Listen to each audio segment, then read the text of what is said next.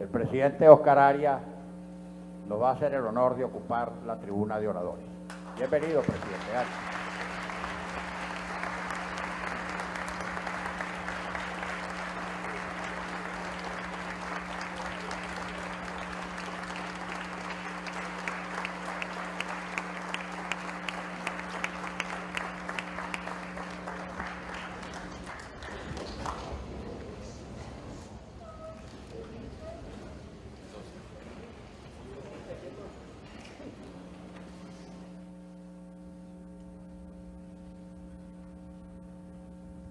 Señor Henry Ramos, presidente de la Asamblea Nacional, señoras diputadas, señores diputados, amigas y amigos.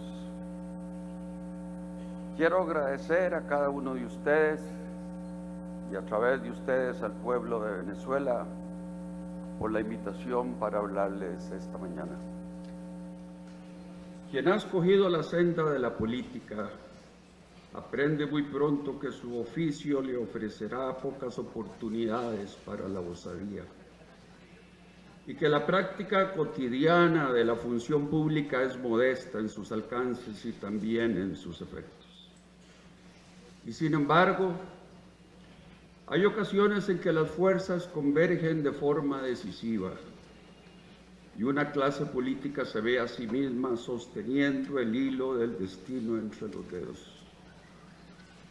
Hay coyunturas en que no es hipérbole decir que un grupo de representantes tiene, sino la capacidad de operar milagros, sí la responsabilidad de evitar catástrofes. Esa es la condición de esta Asamblea Nacional. Ese es el sagrado mandato que ha recibido en las urnas cada uno de ustedes. La labor de evitar un daño mayor al pueblo venezolano. Es cínico sin racionamientos de agua. Es cínico hablar de conspiración internacional, de guerra económica, de inflación inducida, de sabotaje del sector privado, a quienes han sido testigos de primera mano de los errores y los abusos cometidos por las propias autoridades.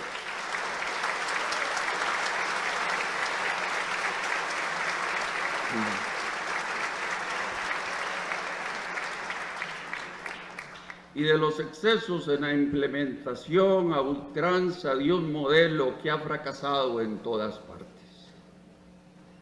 No puede un gobierno decirle a su pueblo: no confíes en lo que ves, sino en lo que te digo, porque nadie tolera que le obliguen a engañarse a sí mismo.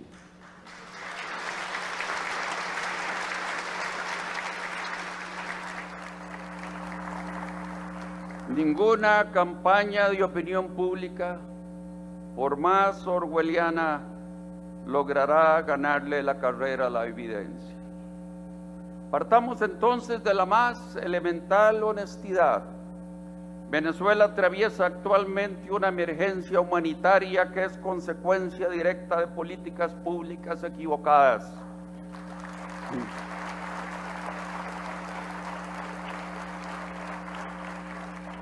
De una estructura endógena en donde la riqueza se ha esfumado entre la ocurrencia, la corrupción y la ineficiencia. Concurren en este escenario tres crisis paralelas y mutuamente reforzadas: una crisis económica, una crisis social y una crisis institucional. Empiezo por la crisis económica, que en este momento ejerce mayor presión sobre las condiciones de vida de los venezolanos. Dos cosas resultan evidentes. Primero, que no es posible salir de esta crisis profundizando el modelo económico actual, sino más bien abandonándolo.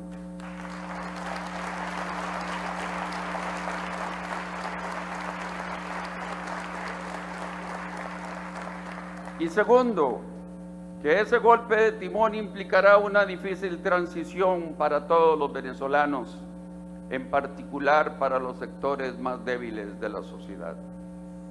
El tiempo apremia. Cada día que pase se hace más oneroso el ajuste y más lenta la recuperación. Es inútil invocar el pasado y preservar el statu quo. Prolongar la situación actual es, en el mejor de los casos, empujar una utopía fenecida y en el peor, aferrarse al poder por el poder y proteger canonjías a costa del bienestar de millones de ciudadanos de este hermoso país.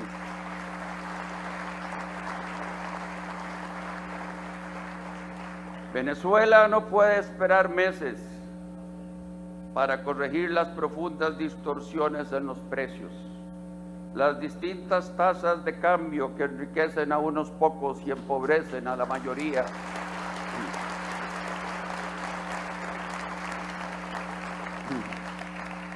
Las subvenciones irracionales y en particular las limitaciones al derecho a la propiedad y al ejercicio de la actividad económica. Es urgente devolverle al sector privado la seguridad jurídica y la confianza necesarias para inyectar recursos en el país y comenzar a generar empleos.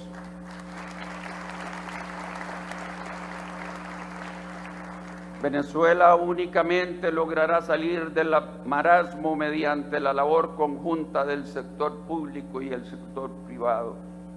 Una labor que permita aumentar la inversión, diversificar la economía y abandonar esa condena disfrazada de bendición que es disponer de la mayor reserva de petróleo sobre la tierra. La recuperación requerirá también de la asistencia de los organismos financieros internacionales. El chavismo pudo satanizar el financiamiento externo durante el tiempo en el que la factura petrolera sufragó la cuenta de apasionadas proclamas de soberanía. Esa cuenta está hoy sobregirada. No hay soberanía en las filas de anaqueles vacíos en los supermercados.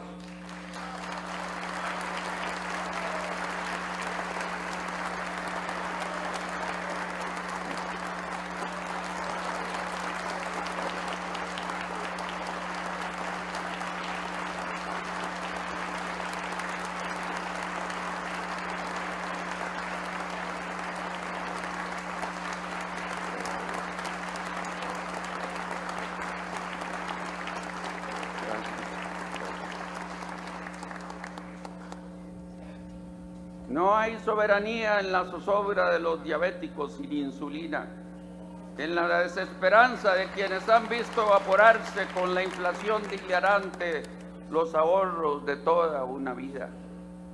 No hay soberanía en el drama de un pueblo cuya verdadera suerte se juega en el mercado negro.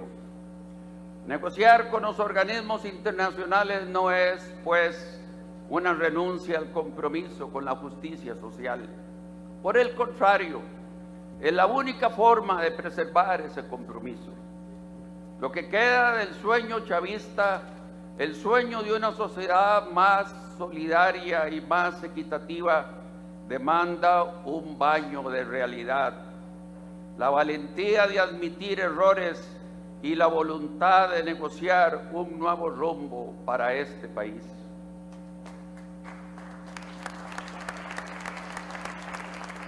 Si la prioridad del programa de ajuste debe ser en lo económico generar confianza, en lo social debe enfocarse en proteger a los sectores más débiles de la población. Esto me lleva a la segunda crisis que he mencionado, el severo deterioro social que ha venido experimentando Venezuela en forma de aumento de la pobreza y de la delincuencia. Si en algún momento la revolución bolivariana se justificó por sus intenciones, hoy es menester juzgarla por sus resultados.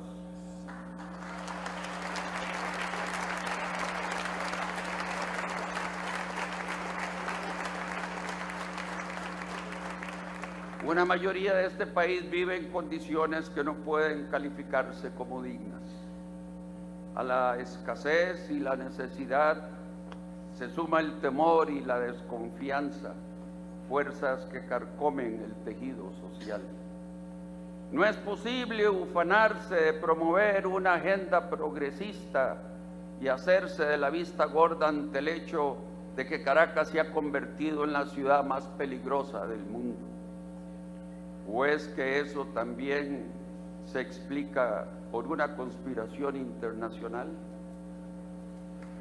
Algunas de estas tendencias tardarán quizás años en revertirse, pero su atención no puede posponerse. Por más difícil que sea, el proceso de ajuste debe al mismo tiempo rescatar la economía y prevenir un descalabro social aún mayor, mediante redes de asistencia que se encuentran ya instaladas, aunque deben fortalecerse y despolitizarse. Dentro de la crisis social quiero también incluir la dolorosa polarización que actualmente exhibe la población venezolana, atizada en muchos casos desde las cúpulas del poder. Un mejor futuro para Venezuela no está en la exterminación política de unos por otros, ni en la supresión de un movimiento o una agrupación, cualquiera que sea. Un mejor futuro para Venezuela está en la reconciliación, la tolerancia y la disposición de trabajar conjuntamente por el progreso de un pueblo que no necesita añadirle a la carestía el conflicto social. El primer signo de esa reconciliación es y debe ser la liberación de todos los presos políticos.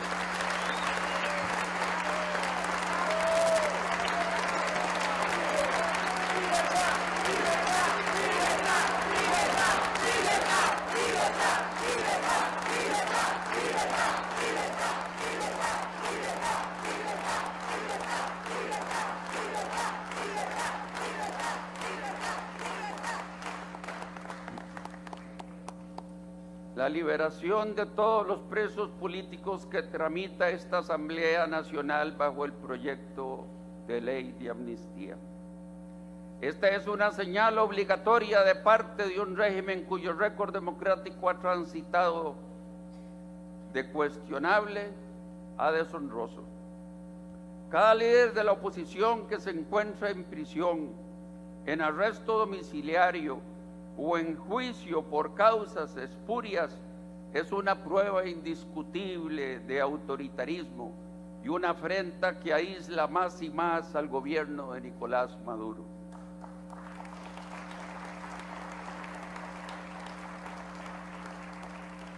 Lo digo sin exagerar, de la libertad de los presos políticos, de la libertad de Leopoldo López depende que Venezuela pueda volver a ser reconocida como una democracia que respeta los derechos humanos.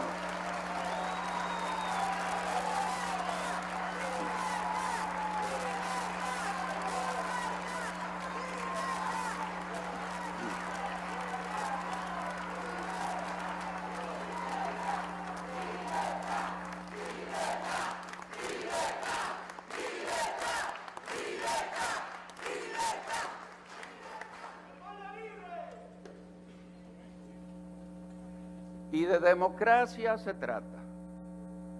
La crisis institucional es la más insidiosa de todas, porque subvierte los mecanismos por los cuales puede atenderse la crisis económica y la crisis social.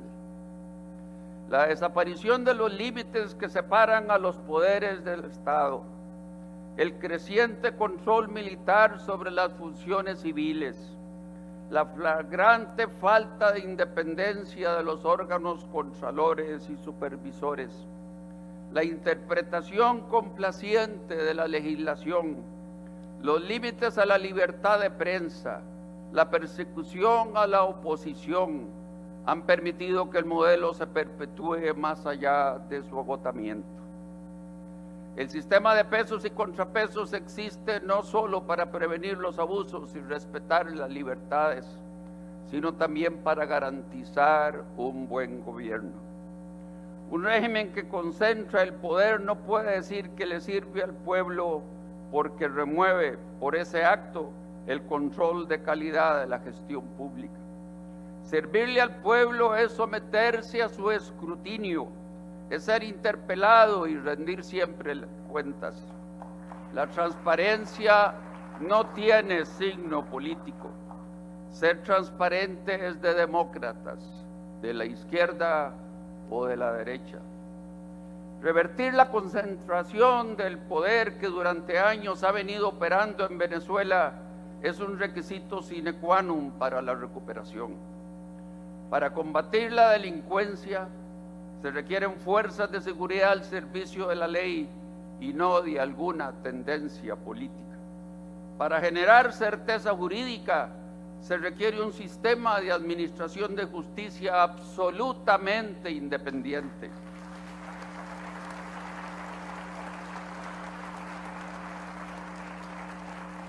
Para que la población pueda premiar o castigar con su voto el desempeño de las autoridades electas, se requiere de una institucionalidad electoral objetiva y apartidista. Y sobre todo, para garantizar una verdadera representación de todas las voces de la sociedad, se requiere de una asamblea legislativa enérgica y capaz de llamar a cuentas al Ejecutivo.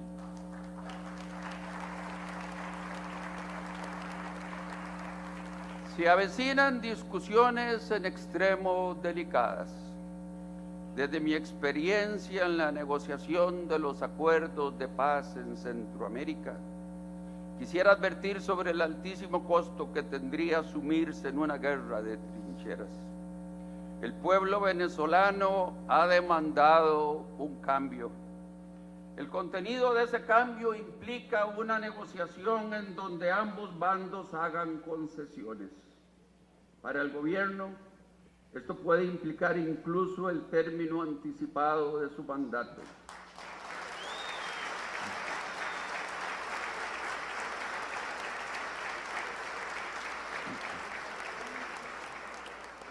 Para el gobierno, esto puede implicar incluso el término anticipado de su mandato según los mecanismos previstos en la propia Constitución política. Pase lo que pase, hay que recordar que el test de un líder que ama a su pueblo es amarlo por encima del poder. Lo peor en este momento es aferrarse en extremo a las posturas, bombardear de antemano cualquier puente y bloquear las avenidas. Eso entrañaría un tormento adicional para un país que requiere hoy más que nunca la política de altura. La principal responsabilidad de cada líder y de cada representante venezolano es prevenir el colapso. Se requieren estadistas que se sienten a la mesa y no caudillos que golpeen la mesa.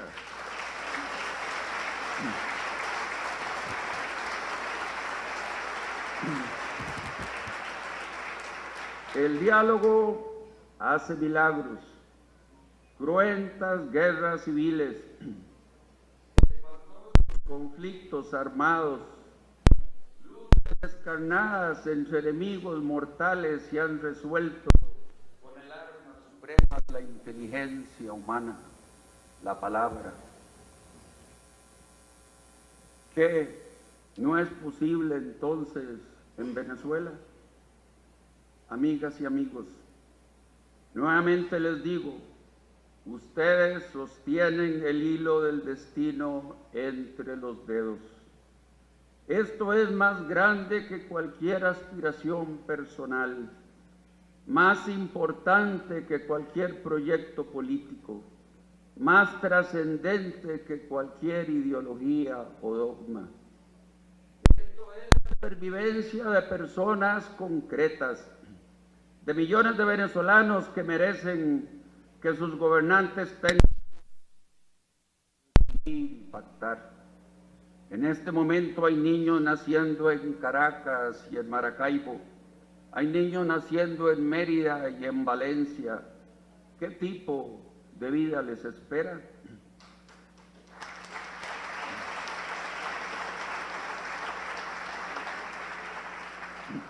Durante casi 2 décadas, este país siguió un espejismo a través del desierto. Hoy ha dejado de llover maná del cielo.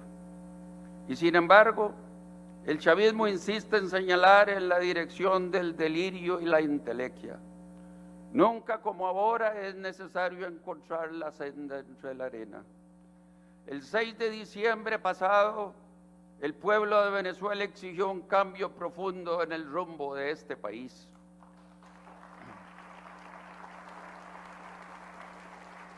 Solo le pido a cada uno de ustedes y a todos los que ocupan cargos de decisión pública en este país que no le paguen al pueblo con sordera.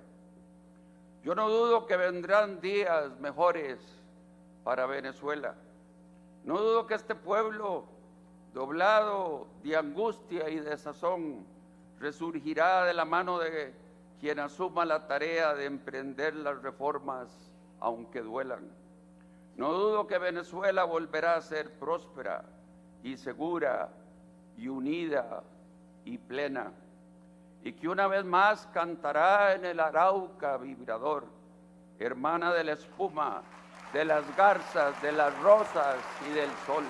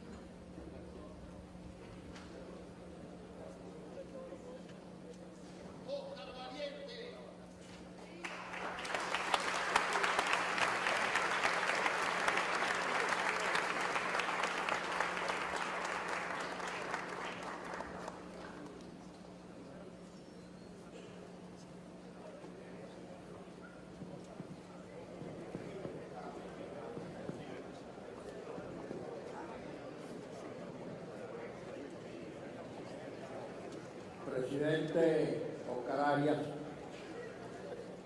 presidente Les Bawenza, señora Naomi Tutu. Estamos variando un poco el protocolo porque usualmente en este tipo de sesiones especiales la mesa directiva, por boca del presidente, dirige siempre algunas palabras introductorias de elogio antes de comenzar las intervenciones de los oradores e invitados especiales. Como en Venezuela estamos en tiempos heterodoxos, preferimos escuchar primero a nuestros distinguidos invitados, que ahora es posible en esta Asamblea Nacional y que no hubiera sido posible en la pasada legislatura.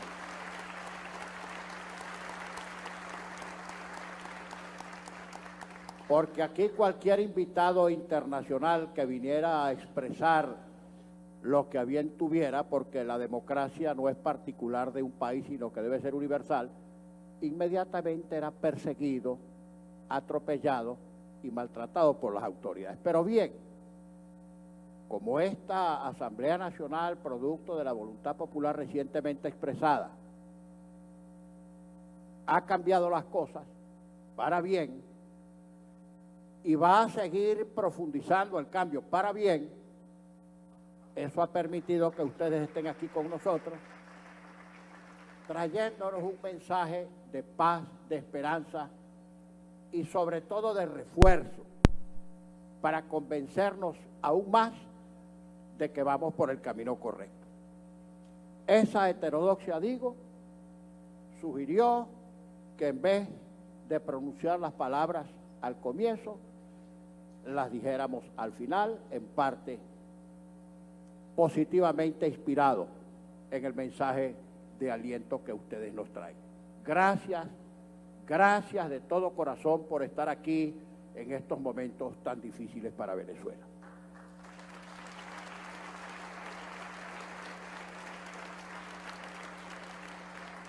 Hemos escuchado, cada uno con su estilo,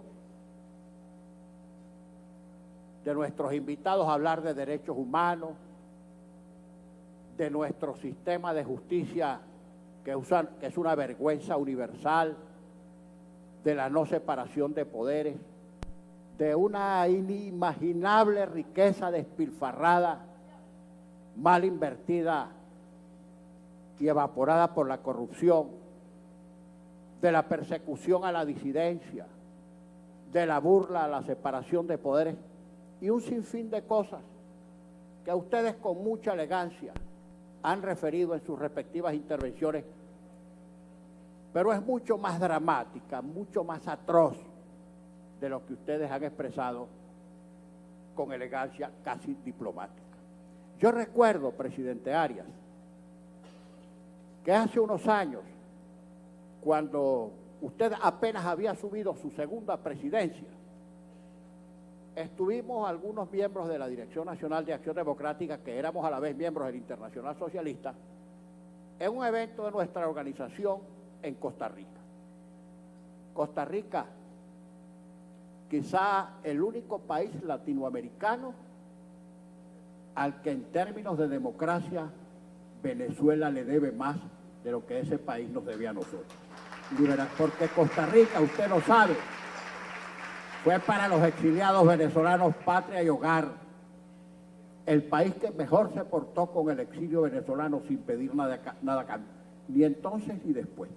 Bien, usted nos decía en esa reunión, presidente, reunión que solicitó usted porque nosotros, viendo que se iniciaban los primeros días de un gobierno suyo que se perfilaba como muy difícil, por las reformas que usted quería introducir en bien de la economía y en bien de la paz social, y que algunos grupúsculos internos se estaban tratando de sabotear, incluso de nuestro propio Partido de Liberación Nacional. Recuerdo que nos pidió una reunión para denunciarnos de una vez, aunque nos señaló que no tenía pruebas, de la intromisión del gobierno venezolano de Hugo Chávez en los asuntos internos de Costa Rica. Y usted nos precisó muy bien que pruebas no tenía, pruebas concretas, pero empezó a señalar una serie de hechos, incluso a citar financiamientos provenientes de Venezuela para desestabilizar al gobierno recién electo por el pueblo costarricense, que fue su segundo gobierno. Pero eso no era una casualidad, presidente Figueres. Esa fue la tónica, la línea maestra que orientó el gobierno de un autócrata, de un megalómano que, presa de sus delirios, de sus fantasías, de sus manías, de sus fobias y de sus complejos, pretendió aquí y logró instalar este régimen que hoy atormenta a Venezuela. Esto no es una casualidad.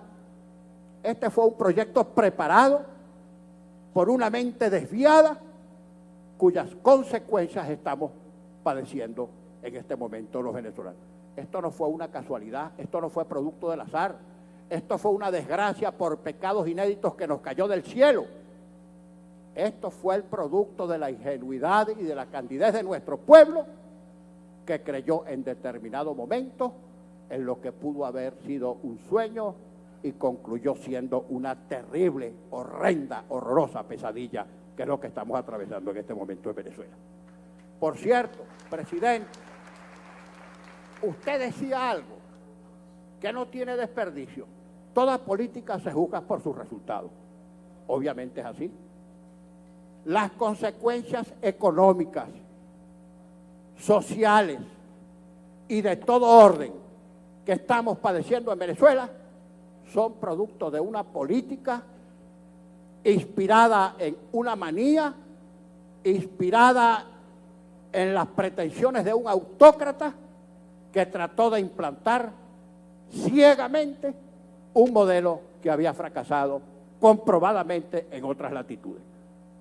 Si lo sabe el presidente Baguenza, porque después de que fracasó el modelo soviético, que se desplomó de arriba hacia abajo y de abajo hacia arriba, y que habiendo tenido primacía y control total de todos los poderes durante más de 70 años, sumió a ese enorme universo, más la Europa Oriental, en un mundo de pesadillas y de atraso, del que ha podido salir paulatinamente después que abandonó ese modelo. Pero bastantes experiencias tienen ustedes vividas ya, incluso por guerra, de lo que estamos ahora nosotros viviendo en Venezuela, que hemos tenido los estragos, aunque no hemos tenido o soportado ninguna invasión extranjera ni ninguna guerra mundial. Ustedes lo saben, sobre todo en Polonia. ¿Quién se iba a imaginar, por ejemplo, en estos días, un diputado del Partido Comunista, de la bancada del gobierno, hacía alusiones a las glorias del ejército soviético, que había sido capaz de ganarle a la Alemania nazi la Segunda Guerra Mundial, que por cierto no lo hizo solo, pero a ese diputado se le olvidó nada más y nada menos que el pacto Molotov-Ribbentrop, que un poco antes de que Hitler ordenara la invasión de la Unión Soviética, se repartió media Europa, incluyendo a la Polonia de Lech Wałęsa. Eso lo olvidaron, porque siempre tratan de ver la historia y de examinar los hechos con un solo ojo. Pero aquí ni con uno, ni aunque no tengan ojos, podrán eludir ni esconder lo que está pasando en Venezuela. Esta es la consecuencia de un modelo fracasado en todas partes del mundo que un megalómano sin instrucción quiso implantar en Venezuela y ha traído esta desgracia que estamos padeciendo en este momento.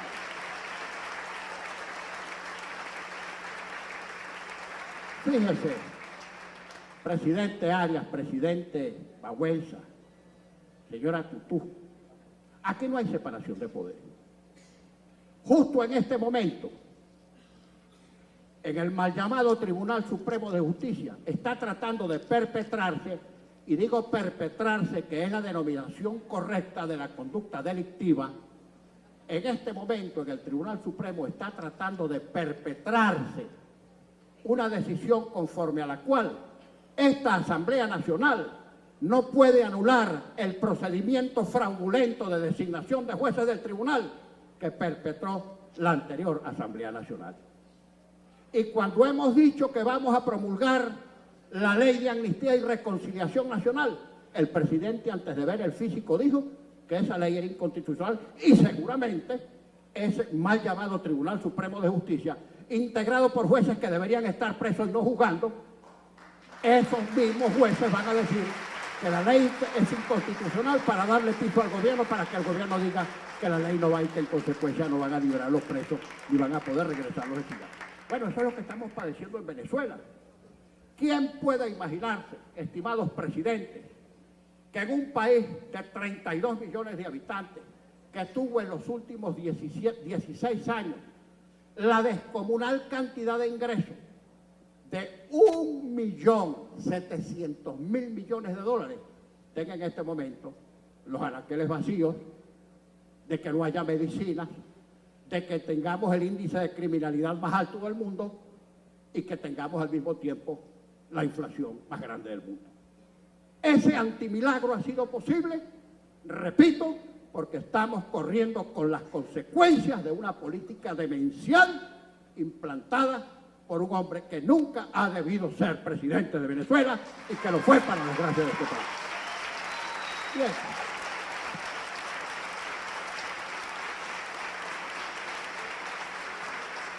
Presidente, lo que está ocurriendo en Venezuela a veces se cuenta y no se cree. Ustedes han dicho y expresado, yo creo más que como lisonja, como piropo, que somos un país rico, que tenemos riquezas naturales, que tenemos enormes posibilidades por delante. Presidente, si les contáramos, el antimilagro que se produjo en Venezuela se produjo con precios del petróleo históricos. Aquí hubo gobiernos venezolanos que vendiendo el barril de petróleo entre 8 y 9 dólares, lograron milagro agrícola, lograron autoabastecer a Venezuela de comida, incluso exportaron excedentes a otros países. Y aquí, con barril de petróleo a más de 100 dólares, nos estamos muriendo de hambre. Nosotros, presidente, hasta hace apenas 5 años, gracias a las obras de generación hidroeléctrica y termoeléctrica construidas por los gobiernos democráticos entre 1958 y 1998, exportábamos electricidad al norte de Colombia, al este de Colombia y al norte de Brasil. Hoy somos un país a oscuras. ¿Cómo se entiende si no por un antimilagro, por un gobierno aberrado, que teniendo como tenemos las reservas acuíferas entre las más grandes del mundo, nuestros pueblos estén muriéndose de sed? ¿Cómo se explica que en el reservorio de Guayana, donde estaba el 30 o el 40% del ahorro nacional, hoy son empresas que valen menos que la chatarra? Y así, presidente, lo que uno diga aquí es poco creíble, hay que verlo, palparlo, sentirlo, padecerlo, para poder estimar que se trata de una verdad. Bueno, de una pesadilla. ¿Pero por qué? Se preguntará mucha gente. Si esto ocurre en nuestro desgraciado país, ¿por qué aquí no ha habido un estallido? ¿Por qué aquí no ha habido un reventón? La explicación es sencilla y lo dicen todas las encuestas y los sondeos de opinión. Porque la gente prefiere la penitencia, y a eso se refería usted, que la desgracia de un estallido o de una guerra. ¿Hasta cuándo podrá durar eso? Nadie lo sabe. Nadie lo sabe. Por supuesto que sabemos, presidente, que el diálogo es la única forma de no matarse. Pero diálogo no puede ser sentarse enfrente con un interlocutor que pretende que usted lo respalde y que persevere en los mismos errores que han cometido en los últimos 17 años. Entonces no puede haber diálogo si el diálogo se fundamenta en que respaldemos el desastre que ellos generaron en Venezuela. Y no cambian. No son como los cristianos, presidente, que confiesan los pecados, que se arrepienten, contrición de corazón y sobre todo que tengan propósito de enmienda. No, estos no confiesan los pecados. Para ellos sus pecados son virtudes e incluso sus delitos son virtudes. No se arrepienten de nada y siguen perseverando en los errores. Y por eso es que aquí vamos en una espiral siempre hacia abajo y cada día peor. No sabemos hasta dónde pueda llegar esto. Por eso es que no puede haber diálogo. Porque no hay disposición a dialogar, porque no hay disposición a rectificar. ¿Y por qué no rectifican? ¿Y por qué no corrigen el rumbo? Porque del otro lado no hay gobierno, porque no hay jefe, porque se están debatiendo entre diferentes grupos que comparten el poder político y lo que trata de hacer uno, los otros lo califican de antirrevolucionario o de herejes o de apóstatas o que están traicionando la memoria del comandante eterno como que si ese fuera algún patrimonio importante que cuidar. Bueno, pero además hay otra cosa, estimados presidentes, que funciona en la vida y en la política, que es el instinto de conservación. En ellos se está cerrando el espíritu de cuerpo porque tienen mucho miedo a perder el poder, porque por diálogo y entendimiento que haya, tienen que ir ante la justicia para responder de este desastre y de las inmensas fortunas que se han robado. Si es que lo que se han robado, presidente, lo que han trasegado al exterior, es una cantidad mayor que la deuda externa que agobia a la República y que no podemos pagar. Y estoy hablando de más de 250.000 millones de dólares.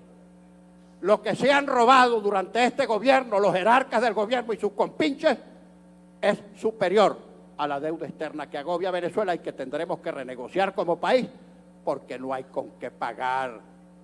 Por primera vez nos vamos a convertir en morosos internacionales. En fin, lo que digamos aquí es poco. Nosotros ya perdimos el don del asombro, nada nos asombra.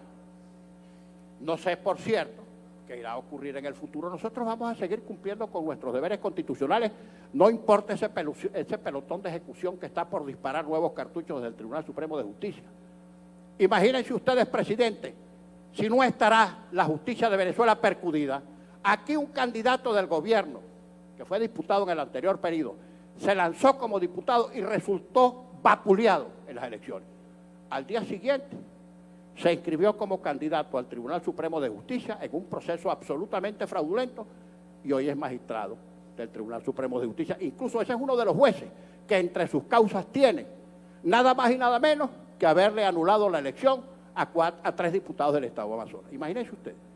Y así, si empezáramos a revisar miembro por miembro del Tribunal Supremo de Justicia, de la presidenta para abajo, nos encontraríamos que en el 95% de los casos son activistas políticos doblados de jueces a quienes el gobierno les ha encomendado ir para allá a convertirse en el alicate para seguir comprimiendo a la representación nacional. Eso es lo que pasa aquí. No decirlo con palabras tan directas como esta es simplemente tratar de voltear para un lado e ignorar la realidad de lo que nos ocurre, pero eso es lo que está ocurriendo en Venezuela. Aquí las cosas van para peor, presidente. Mientras este gobierno esté, nada va a mejorar, todo va a empeorar. Ayer nomás anoche escuchamos las medidas económicas del presidente. ¿Cuál medida económica, por Dios? ¿Cuál medida económica? Lo que decidieron ayer, que vamos a debatir de esta misma tarde y la próxima semana, yo no diría que ni siquiera es más de lo mismo, es lo peor de lo mismo. Aquí no se va a resolver nada. Va a seguir aumentando la escasez de alimentos, la escasez de medicina. Estamos en una crisis humanitaria y estos prefieren que el país se muera de hambre antes que reconocer que sin ayuda internacional no podemos salir de este hueco, de este insondable hueco. Y usted lo ha dicho, sin ayuda internacional no podemos salir de esto. Bueno, y en opinión de algunos de nosotros, uno no puede hablar por la totalidad, mientras estos sigan en el gobierno, esto empeorará cada día más. Ojalá vencieran su miedo, ojalá entendieran que cuanto más días pasen, peor será el daño por el que deberán responder, y que incluso entendiéramos en la oposición que no puede haber sino acuerdo inmediato para tratar de salir de esto en el menor término posible, de manera democrática, pacífica y constitucional. Porque entienda, presidente, que aquí nadie en la oposición está pensando en que el gobierno se achicharre en su propio aceite. No, porque todos en la oposición estamos de acuerdo y estamos conscientes que el día que pase la situación empeorará y el próximo presidente que tenga en este país, que no lo dude, saldrá de las filas de la oposición, tendrá que ser entonces el presidente del cementerio por la vía que vamos. Por eso es que todos tenemos interés en salir de esto, que tenemos que ponernos de acuerdo con el mecanismo que sea más eficiente, menos gravoso políticamente, menos complicado, menos obstaculizable por ese fusil judicial que tiene el gobierno en el Tribunal Supremo de Justicia. Está bien, todo eso es verdad. Pero de que tenemos que salir de esto, tenemos que salir. Porque si no salimos de esto, van a seguir acabando con Venezuela. Bueno, mire, la verdad, estimado presidente, nosotros les agradecemos con todo el alma, de verdad, de corazón, con sentimiento, la presencia de ustedes aquí. Ustedes honran nuestro Parlamento, porque no de balde son Premio Nobel de la Paz.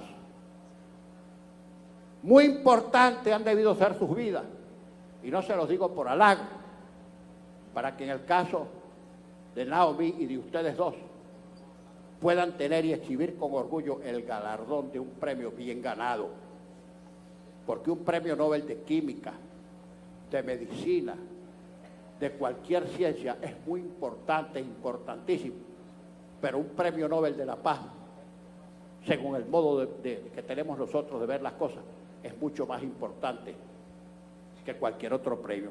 Es un premio por amor a la humanidad, por amor y respeto a los derechos humanos, por amor y la fe en construir mecanismos para lograr la paz, aún, como usted dijo, a base de muchas concesiones y muchas transacciones. Por eso es que nosotros agradecemos aquí su presencia. Y por favor, para nosotros la opinión internacional es determinante. No nos dejen solos. No nos dejen solos. Si aquí adentro solo nadie puede, internacionalmente solo tampoco nadie puede. Muchísimas gracias, con todo el afecto, y llévense el cariño, el reconocimiento y el respeto de la representación nacional.